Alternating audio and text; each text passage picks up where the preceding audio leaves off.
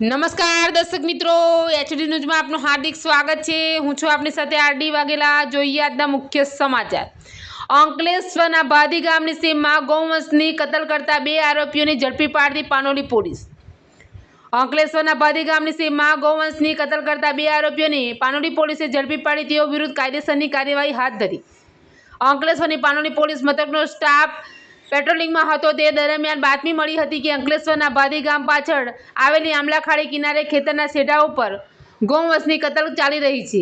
આ બાતમીના આધારે પોલીસે તાત્કાલિક દરોડો પાડી કાર્યવાહી હાથ ધરી હતી। દરોડા દરમિયાન પોલીસે સ્થળ પરથી 62 કિલો 400 કિલોગ્રામ ગૌવંશનું માંસ, 6 છરા, 1 વજન કાંટો અને 2 મોબાઈલ ફોન સહિતના મુદ્દામાલ કબજે કર્યો હતો।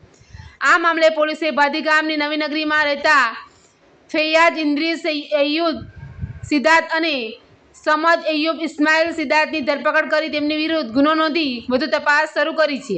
પોલીસે ગૌવંશ ક્યાંથી લાવવામાં આવ્યો અને આ કૃત્યમાં અન્ય કોઈ વ્યક્તિ સંડોવાયેલ છે કે નહીં તે દિશામાં પણ તપાસ હાથ ધરી છે।